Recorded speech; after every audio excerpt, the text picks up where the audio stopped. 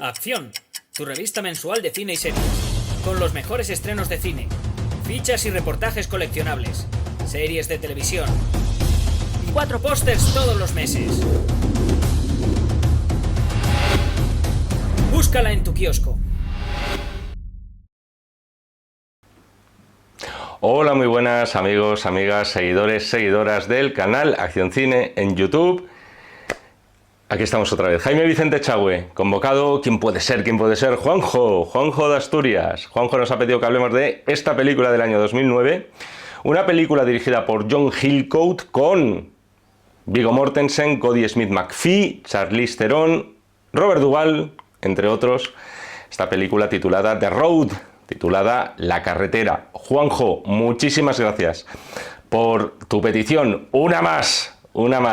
Y además, con películas muy variadas, de muchísimas décadas y de muy distintos géneros. De todo tipo de géneros. Y además, si es tan interesante y tan perturbadora en muchos sentidos, como ocurre en este caso, se agradece todavía más. No por el hecho de que sea perturbadora, no me pidáis películas perturbadoras, simplemente por el hecho de que sea interesante. Pero es interesante en la medida en que también es una película que logra removerte por dentro. The Road, La Carretera. El primer error que se puede cometer si no se conoce bien el background de esta película es la de situarla como una más dentro de esa línea de películas de futuros apocalípticos. Tened en cuenta que la película está estrenada en el año 2009.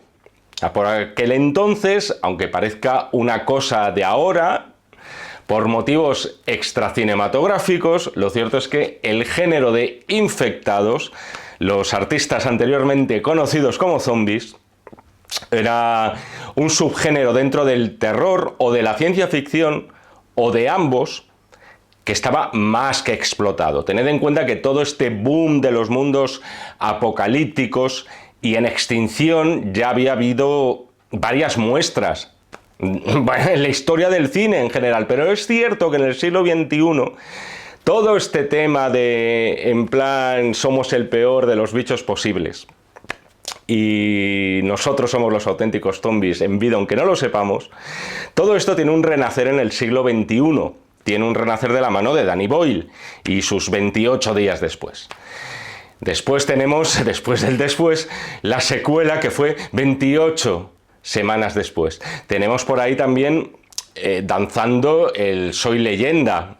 Un año anteriormente a The Road habíamos tenido Hijos de los Hombres, película de la cual me dice que dentro de no muchas fechas vamos a tratar aquí en el canal. ¿Qué había ocurrido entonces para el año 2009, después de todos estos estrenos, y que además no fueron precisamente estrenos marginales? Que ya en el año 2009 los mundos que se van al carajo era algo que habíamos visto de sobra. Con esto quiero decir que como género estaba más que explotado, por no hablar ya luego después de cosas tipo 2012 y demás. Sin embargo, el error sería considerar a La Carretera como una más dentro de las distopías, una más de apocalipsis, una más de un mundo en extinción. Primero hay que tener en cuenta el origen. The Road está basada en la novela homónima de Cormac McCarthy, por cierto fallecido no hace muchas fechas, el mismo escritor de No es país para viejos, que un año antes había adaptado, o había sido adaptado por los hermanos Coen, en la que fue además una adaptación estrepitosa, en el buen sentido, aparte de que a mí me parece un peliculón, y que se llevó el Oscar a la mejor película en su año. Por fin los Coen se llevaron su Oscar. Probado el éxito de adaptar a Cormac McCarthy, posiblemente es cuando se dijo, oye, este tío es adaptable. Se acometió esta adaptación de La Carretera. Pero a lo que iba, McCarthy no es un escritor de ciencia ficción.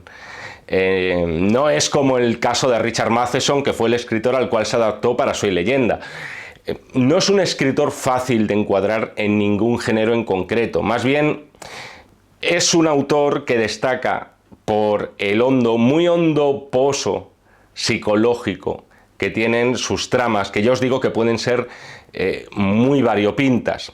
Y aquí tenemos el caso. Intentad, aunque no le hayáis leído, comparad No es país para viejos con La carretera. Pero es cierto que casi siempre sus novelas tienen un nexo en común, y ese es el viaje. Un viaje que puede ser a pie, perfectamente como demuestra esta película, viaje que podía ser tipo road movie, como podía ser No es país para viejos, y un viaje que sirve al final, como siempre con el viaje, casi como una metáfora, como una analogía de una excursión quizás se le queda un poco corto, una exploración emocional de sus protagonistas. Lo importante del viaje, ya sabéis, no es tanto llegar del punto A al punto B, sino las cosas que te encuentras en el camino, los personajes que te encuentras en el camino. Eso es lo que ese famoso poema atribuido a Ulises sobre Ítaca. ¿Qué me estás diciendo, Chagüe? No pierdas el hilo. Vamos con The Road. Esta novela, The Road, ganó el premio Pulitzer. ¿Os suena de algo el premio Pulitzer? Es decir, no era adaptar tampoco ninguna obra maldita o de culto que solamente tuviera un éxito, vamos a decir, minoritario. Era ya una piedra de base bastante prestigiosa. Y pronto nos damos cuenta de que The Road, y me estoy refiriendo ya a la película de Hillcoat, tampoco es una más de pandemias, no es una más de apocalipsis, porque en realidad es una película en la que no pasa en apariencia gran cosa, en el sentido de que, pese a la trama, y si no la conocéis, ahora os voy a poner al día, no tenemos grandes aventuras. O sea, hay una serie de encuentros en la película. Hay un deambular constante por escenarios vacíos y totalmente arrasados. Pero hay también una serie de diálogos a lo largo de la peli que al final te dan a entender, te hacen comprender que lo que estás viendo aquí no es tanto una survival movie. Algo, de verdad sí, es cierto, algo de eso hay, y por eso a muchos a lo mejor os ha podido atraer esta película de primeras. Pero yo creo que lo que hay más que una survival movie es un survival emocional, o sea, una peripecia vital, más que la mera aventura física. Yo por lo menos considero que tiene infinito más peso. De esto va a ir buena parte del vídeo, porque La carretera es una película que, si queremos contarle a alguien con el afán de que la vea, yo creo que no le vamos a tentar. O sea, a priori no te suena atractivo, no le vamos a emocionar, porque al final es una película que te despierta en realidad más debates internos por cosas que o bien se dicen, pero que también no se dicen en la película. Yo me estaba dando cuenta mientras la estaba viendo.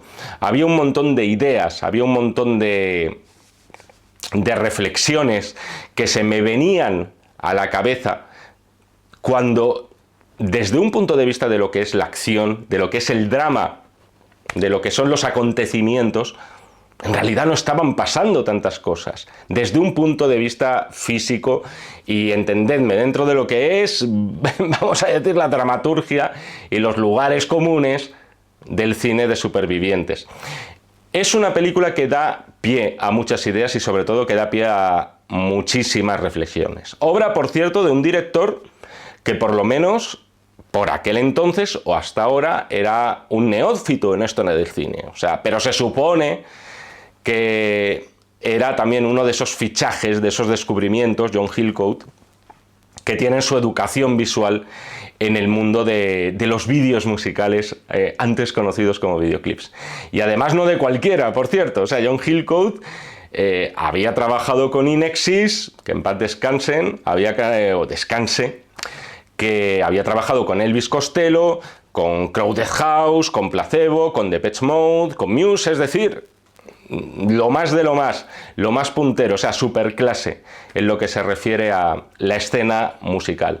Otro de ellos con los que había trabajado es Nick Cave, que por cierto pone un especial feeling a la hora de haber creado música para este The Road. En este caso no era su primera película, pero había dirigido anteriormente, una mucho menos conocida y mucho menos vista, que es La Propuesta, pero que sin embargo, aquí con The Road, sí que tuvo una puesta de largo por todo lo alto. Y prueba de ello es que entiendo que a Juanjo esta película le encanta, como le gusta también a muchísima gente. Una película muy especial, de verdad. Por otro lado, también hay que tener en cuenta un factor clave, como ya hemos visto en algún vídeo anterior del canal, y es la de contar de máximo protagonista, que ni muchísimo menos único actor conocido. Ya habéis visto los que he citado al principio. Hay unos cuantos en este reparto. Es verdad que con peso verdaderamente él, pero es verdad que aquí era la máxima estrella, a un actor que estaba tocado por una varita. Vaya, estos topicazos me encantan. Estaba tocado por los dioses en aquel momento. Tocado primero por elegir también los directores con los que trabajaba. O sea, el agente de Viggo Mortensen se ganó el cielo ahí. Y también no solamente por los directores, sino por los proyectos en los que se enrolaba. Pero también tocado por los dioses, por él mismo. El mérito es suyo. Por ser para mí una de las grandísimas revelaciones del siglo XXI, ya tardía, por cierto, pero desde luego muy bienvenida por todos. ¿De quién habla? Todavía no ha dicho el nombre, me estoy refiriendo, por supuesto, al bueno de Viggo Mortensen. Un actor que es que además ya por aquel entonces era bastante veterano. La gente comenzó a redescubrirlo gracias a películas como Una historia de violencia o Promesas del Este, que es a la que tratamos hace relativamente poco, por la que además estuvo nominado al Oscar. Por supuesto, también, sí, Aragorn en El Señor de los Anillos, que posiblemente supuso para él su impulso definitivo al estrellato, aún no siendo el protagonista de la película, pero sin duda teniendo una presencia y un carisma tremendos. Y luego, eso sí, la ha valido para poder participar en otro tipo de producciones que, sin ser tan taquilleras como Los Anillos, como puede ser The Road, le proporcionaron mucho prestigio.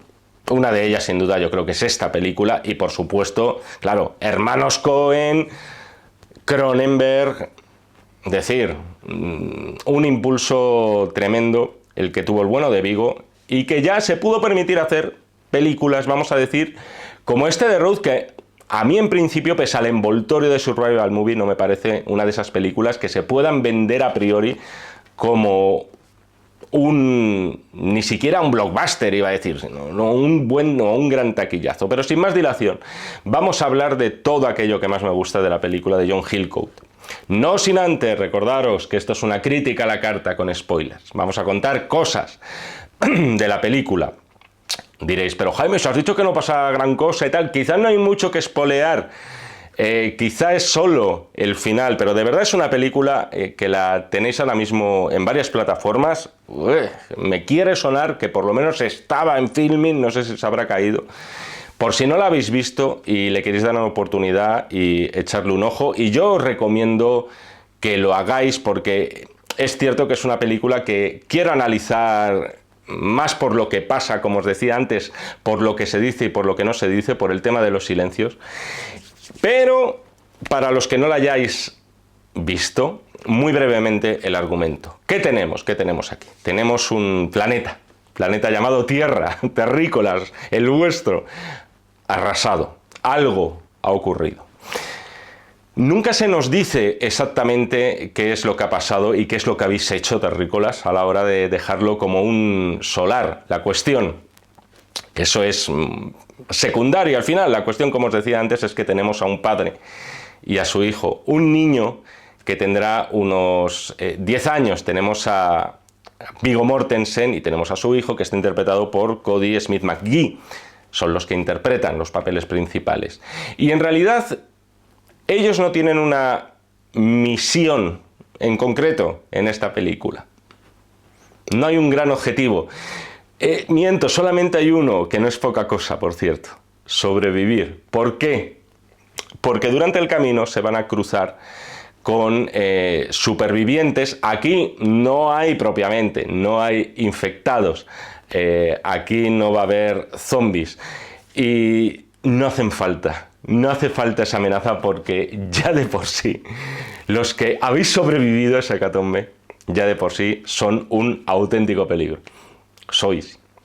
Hace unos meses, cuando hice el vídeo, la crítica de la primera temporada de The Last of Us, cual por cierto os recomiendo, me resultó inevitable mencionar una película como The Road, que por cierto es anterior al desarrollo del videojuego.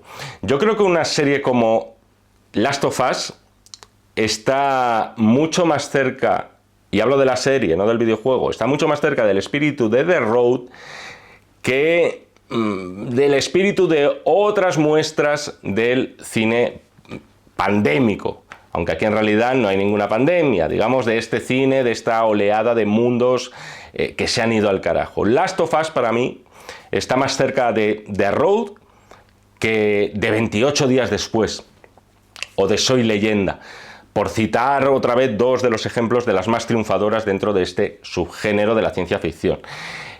Es cierto que hay más misión, es cierto que hay más objetivo, hay más aventura en una serie como The Last of Us de lo que vamos a encontrar en la peli que nos ha pedido Juanjo. Y sin embargo, al final la fuerza para mí, tanto en aquella serie como en esta película de Hillcoat, está en esa relación padre-hijo, en su evolución, en los cambios que esa relación experimenta, aunque no fueran padre-hijo en Last of Us. Ese es el fuerte para mí de la serie, y ese es el fuerte para mí de The Road. Antes de meterme en otros asuntos, me parece de verdad muy pertinente mencionar uno de los aspectos artísticos más destacados de la película, y lo mencionaría independientemente de que el artífice de ese apartado fuera yo soy español, de verdad, pero es que así es, amigos. Resulta que es español y que es el gran Javier Aguirre Sarobe. Me estoy refiriendo a la fotografía, el operador de la película. Es un envoltorio de verdad precioso, porque diréis, ¿precioso? Es gris, esas tonalidades ocres en el cual verdaderamente supo captar de una forma casi tenebrista lo que puede ser un mundo asolado por algún tipo de caos. No sabemos, podemos intuir si a nivel atómico, no sabemos si hay un desastre medioambiental, pero es una proeza auténtica lo que logró aquí Aguirre Sarobe. Esto es un caso perfecto para ejemplificar cómo desde la misma fotografía, o sea, por el mismo uso de la luz, ya imprimes toda una áurea, todo un carácter, toda una personalidad a la película. Es una fotografía prodigiosa, pero es bellísima en su tristeza, porque estamos ante una película triste. Estamos ante una película que no parece, o parece más bien poco empeñada en abrir ventanas a la esperanza en ningún momento. Estamos ante un mundo desértico, es un mundo gris, es un mundo moribundo, y en definitiva es un mundo que se está muriendo. Y todo, eso sí, todo lo que vemos a lo largo de la peli es un entorno natural. Lo que tenemos son escenarios naturales a lo largo de la película, muchísimos. La cascada, vemos los bosques, el escenario, no voy a decir, venga, otro topicazo, es un personaje más. Es muy importante el escenario, el entorno natural en esta película. Eso sí, entre otras cosas, por la fotografía de Aguirre Sarobe, lo que notamos y lo que podemos casi oler es que todo eso está podrido, está pasado de fecha. Desde el mismo principio te das cuenta de que, de que el suicidio en esta película parece la segunda mejor salida posible para los protagonistas. Me explico. Lo principal, la primera solución, la primera mejor salida es intentar sobrevivir. Eso va a ser siempre la principal tarea. Pero la segunda mejor opción, de verdad, de esta tristeza estamos hablando, la segunda mejor opción es quitarte tú de en medio. De hecho, bien pronto en la película, lo que vemos es al personaje de Viggo enseñando a su hijo no a defenderse, no le enseña a manejar un revólver para defenderse de los peligros con los que se puede encontrar. Lo que está enseñándole con ese revólver es a suicidarse. Le enseña a quitarse de en medio rápido. Le enseña a sufrir lo mínimo. De hecho, en una de las secuencias iniciales, ellos llegan, no recuerdo bien, creo que es una especie de granero, y ven a un montón de gente colgada, muerta. Se han ahorcado con los pies allí colgando, tal. Y entonces la frase que dice Viggo es: no es lo que crees, se suicidaron. En plan, o sea, no te preocupes, o sea, simplemente es gente que se ha suicidado. O sea, es muy fuerte esa frase. Si lo pensamos un poco es la leche. O sea, no es lo que crees, como restándole importancia al suicidio.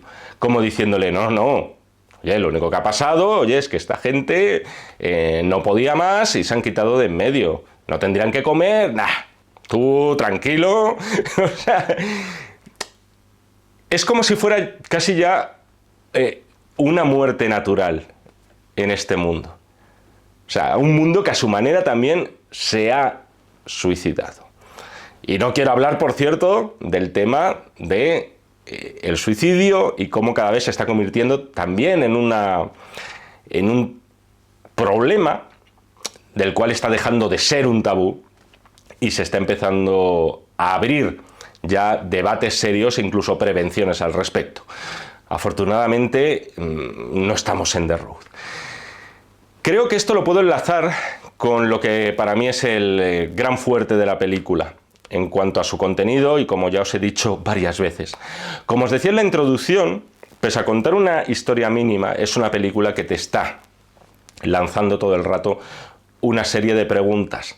Como ese niño que no para de preguntar cosas a su padre.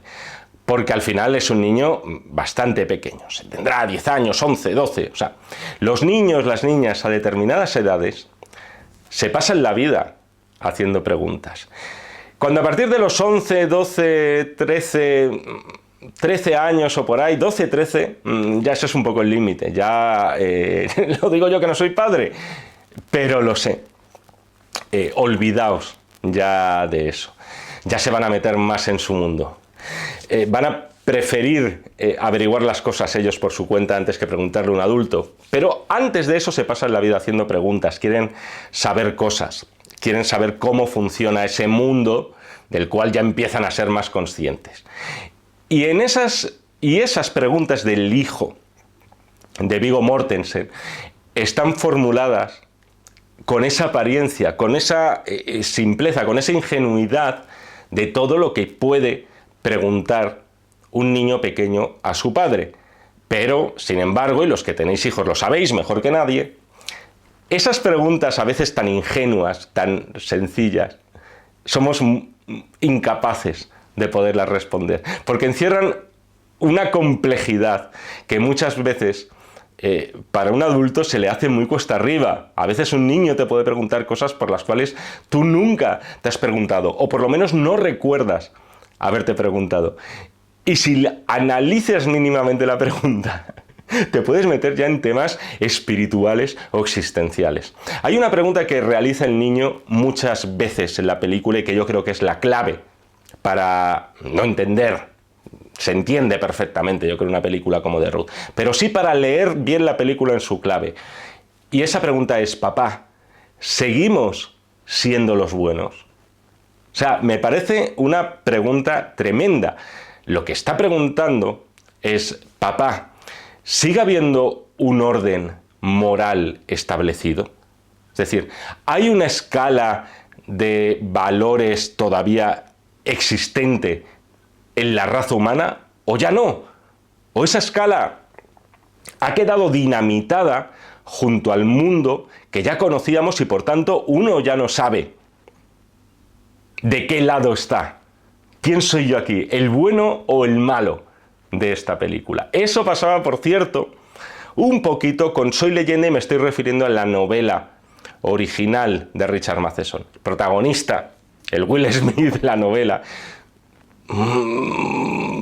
muy poca relación tenían ambas. Para empezar, en la novela de Matheson eran vampiros, los malos entre comillas, pero estaba también esa duda. El protagonista en un momento dado dice, vamos a ver, si yo soy el que está intentando sobrevivir de toda la masa,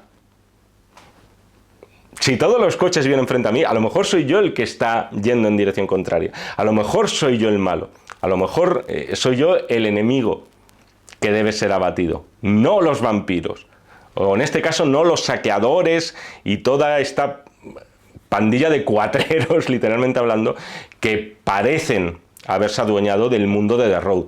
Para que os hagáis una idea de hasta qué punto esta no es otra película de apocalipsis, es que en realidad no tenemos referencias de lo que ha sucedido en ese mundo para haber llegado a esta situación. Tampoco tenemos excesivas referencias de esta familia cuando era una familia, de verdad, antes de todo lo que pasó, con esa madre que, por cierto, encarna Charlize Theron, la cual entendemos que poco a poco fue perdiendo contacto con la realidad. No importa al final el pasado en un mundo como en el de The Road, y tampoco importan los motivos que han llevado al actual presente. Como os decía antes, lo importante en las obras de Cormac McCarthy, en las obras, por lo menos en las dos que me he leído, que han sido No Space para viejos y estas, parece que de verdad lo que importa es el camino. Ese The Road, al fin y al cabo, que es el título, o La carretera, como se tituló finalmente la película en castellano. No importa tanto la meta como lo que te vas encontrando. Antes, cuando he mencionado el tema de la fotografía de Aguirre Sarobe, no he dicho, que por cierto creo que estoy pronunciando, cada vez que estoy diciendo el apellido, o sea, creo que lo estoy calzando estupendamente. Tengo una duda en una R. No sé si es doble R o una R, la segunda, pero ya me corregiréis. No he dicho una cosa sobre la fotografía de Javier, que es que de vez en cuando, dentro de todo ese color o ese desteñimiento que tiene la película, en el sentido de que es a veces unas tonalidades pesadas, tienen un peso físico que parece lastrar todo dentro de lo grisáceo que resulta ahí, de lo sucio, pero de vez en cuando en la película, si os fijáis, tenemos pequeñas notas de color. Yo de vez en cuando he notado esos destellos, y más concretamente, por cierto, del color verde. Hay en momentos muy específicos y en objetos muy concretos donde John Hillcoat ha querido mostrarlo de forma mucho más viva, el color, de forma mucho más intensa. Por ejemplo, el cojín bordado que se encuentran en la casa donde Vigo vivía de pequeño, o mientras el niño está dibujando, también se distingue en esos colores un poquito más. Ya sabéis, el color verde suele asociarse a la naturaleza, suele ser el color... Los libros de ciencias naturales eran de color verde, por lo menos en mis años, y suele ser el color también asociado en general a la vida. Y aquí en la película son como pequeños retazos de vida que podemos encontrar de forma casi accidental. Yo lo encuentro, para que os hagáis una idea, el ejemplo paradigmático, un poco a la manera de lo que hacía Steven Spielberg con La niña del abrigo rojo, en la lista de Schindler. Y en el caso de Spielberg, yo creo que era más explícito. Al fin y al cabo estábamos hablando de una película en blanco y negro total, era muy llamativo el color rojo. Aquí, sin embargo, es algo que está un poquito más oculto, pero que yo personalmente he percibido en algunas secuencias. La película tiene algunos momentos de extraordinaria dureza sin que en realidad acabe ocurriendo nada. Por ejemplo, cuando llegan a esa casa abandonada donde hay un montón de gente desnutrida, mutilada, en un cobertizo, donde vemos, eso sí, trozos de cuerpo, lo cual nunca es muy agradable. Después descubriremos que se trata de una auténtica despensa humana, es decir, estamos en un mundo donde al final los seres humanos no les queda mucha más salida que comerse los unos a los otros. Estamos en una despensa a tamaño natural, en todos los sentidos, para que veáis hasta qué bajo ha caído el precio de la vida en esta película. Y eso también es otra de las cosas en las cuales te hace pensar Cormac McCarthy en sus novelas, por lo menos las que han sido adaptadas al cine. En la película, cuando están en esa casa y llegan, por así decirlo, los malos, los caníbales, Viggo le apunta a su hijo. No es tanto esta película, por eso os decía antes lo de survival movie, dejémonos de etiquetas de vez en cuando. The Road al final es una lucha por morir de la forma menos horrible. O sea, es la desesperanza total. Es meternos de lleno a una sociedad acomodada como la nuestra, en situaciones que estamos viendo todos los días en los telediarios, y al final nos acaban dejando fríos casi por acumulación y porque no sabemos, y hemos perdido también esa capacidad de empatía en meternos en la piel del otro. Una de las preguntas que le hace el niño, llegados a este punto de la película, es: nosotros, papá, nunca nos comeríamos a nadie, ¿verdad? O sea, como veis, como todos los niños, es una relación muy natural, la del padre y el hijo. Todos los niños tienen mogollón de preguntas, solo que las preguntas responden a un contexto extraordinario para un niño. Y muchas veces, como nos ocurriría a todos, y como nos ocurre a todos cuando un niño nos pregunta según qué cosas, muchas veces no tenemos la respuesta. Vamos a decir que el niño espera. El niño quiere soluciones, quiere respuestas unívocas que verdaderamente puedan entender. Difícilmente lo pueden entender si no lo entendemos nosotros.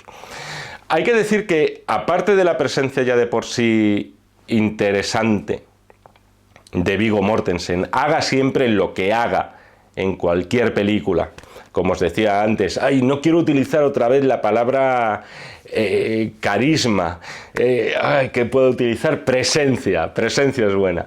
Esa presencia, ese carisma, mejor dicho, que derrocha, con una presencia física también que resulta siempre muy atractiva de ver. Es un rostro de los que verdaderamente te gusta ver en el cine, te parece muy, muy expresivo. Yo aquí destacaría también la transformación física de Viggo y del personaje. Hay un momento dado en el que le ves pudiendo por fin disfrutar de una bañera. En esta película, de verdad, también aprendes, empezando tan baja la película ya desde el principio, directamente con el tema de, oye, aquí el suicidio es la mejor solución.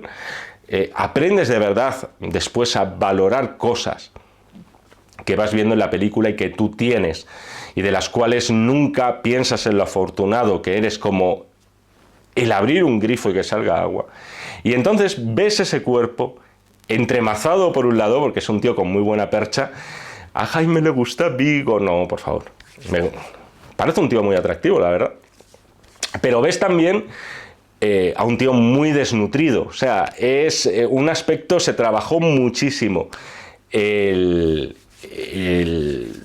aspecto físico, la figura las hechuras en general, Viggo Mortensen a la hora de dar vida a este padre que trata de sobrevivir en un mundo apocalíptico, a esta familia, dentro de su familia. Hay que hablar también del encuentro con Robert Duvall. Impresiona ver así a un actor tan mítico, prácticamente irreconocible. Además es un personaje que entronca con el mensaje que lanza constantemente la película también. Esa es la idea para mí. ¿Seguimos siendo los buenos? ¿Seguimos siendo seres humanos? ¿O nos hemos convertido en hienas, en aves de rapiña? Porque el niño sigue teniendo una inocencia que nunca va a perder. Es muy difícil que un niño la pierda, o le va a costar muchísimo, pese al contexto extraordinario que vive. Y como todos los niños, está en una edad en la que también esto es interesante. Empieza a discernir lo que de verdad está bien y lo que de verdad está mal. Y es él el que tira de Viggo a estar en el lado bueno de esta historia. A ese hombre, a este viejo, encarnado por Robert Duvall, papá, no lo podemos abandonar. Tenemos que ayudarle.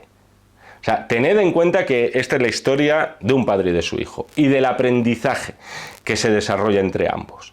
El padre trata de educar a su hijo, que como todo niño, olvidado ya de todo el background, empieza a preguntarse cómo funciona el mundo, solo que es este mundo que le ha tocado en suerte. Pero a su vez el hijo también está enseñando al padre cosas.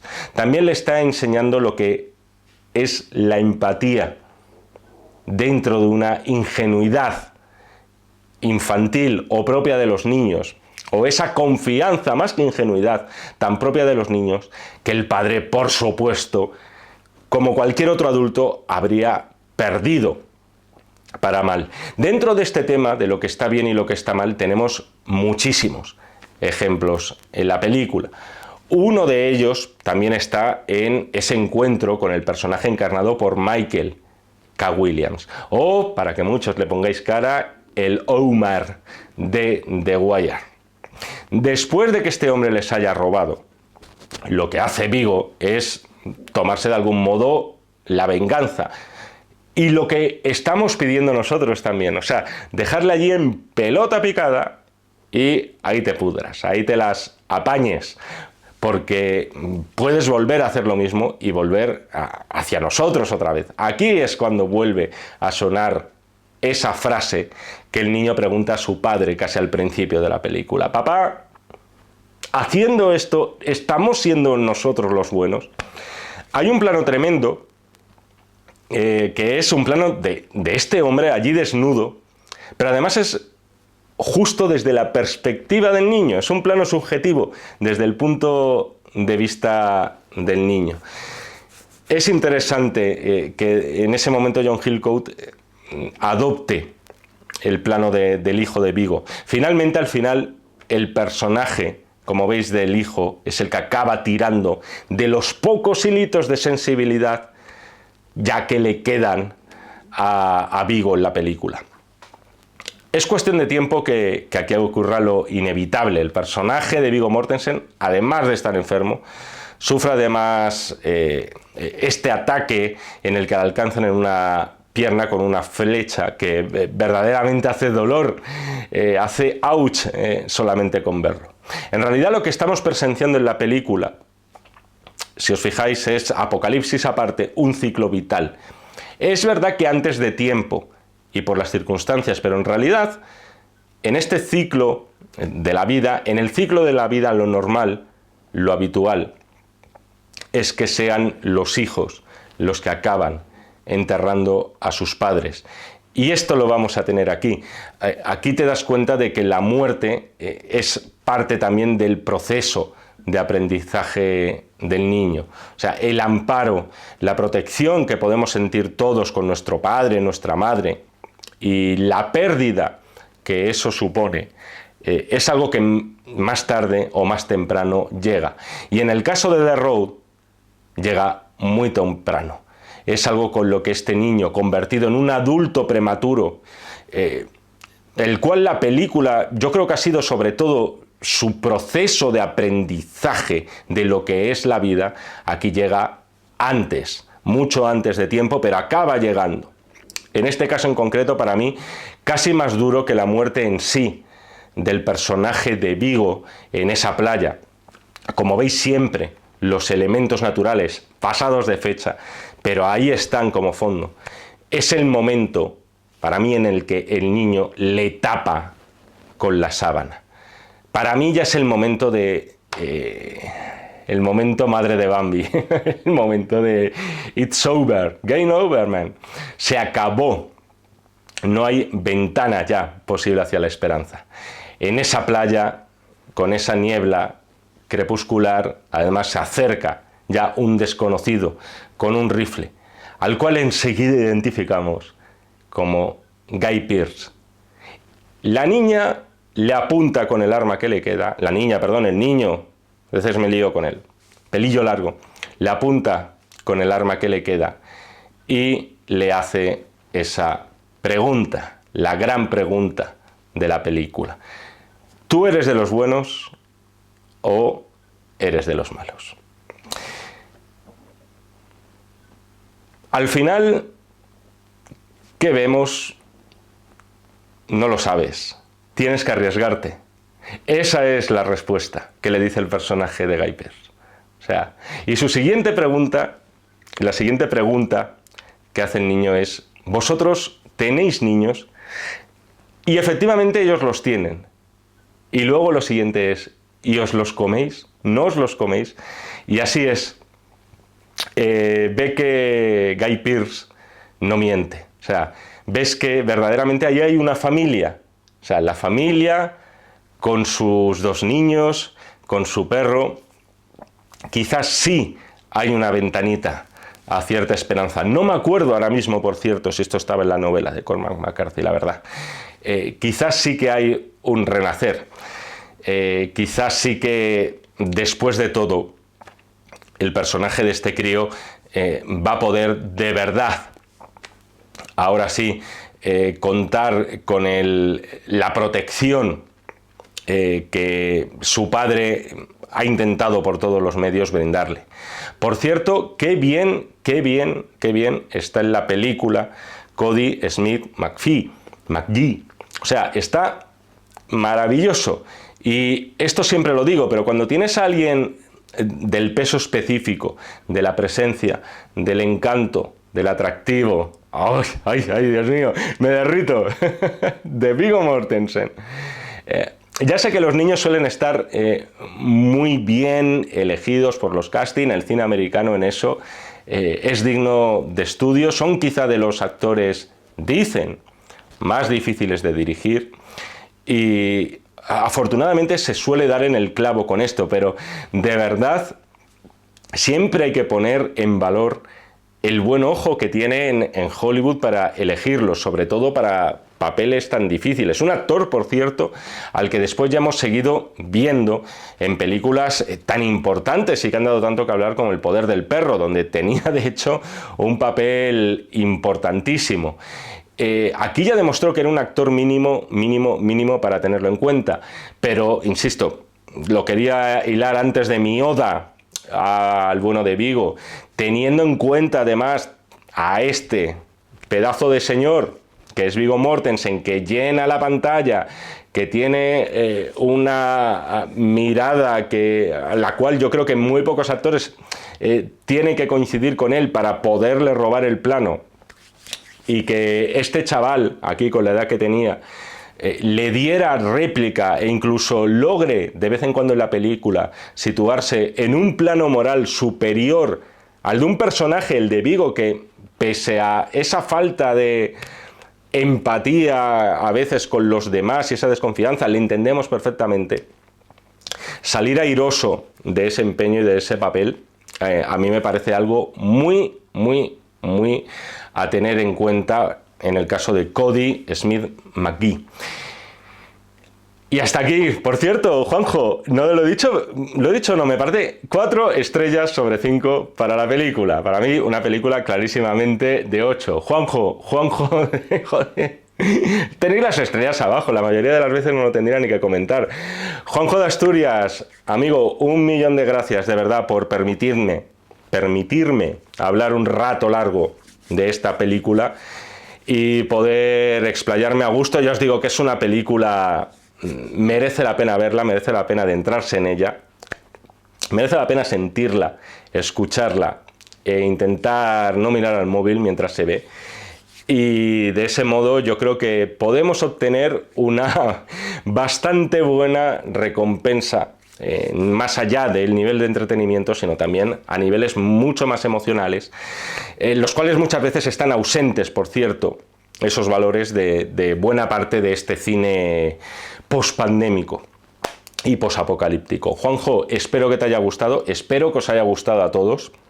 Ya sabéis, para más críticas a la carta, dónde le podéis encontrar, qué tenéis que hacer debajo de este cabezón.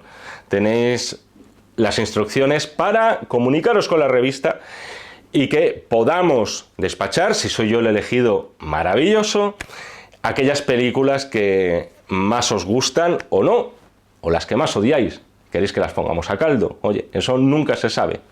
Va a gusto del consumidor.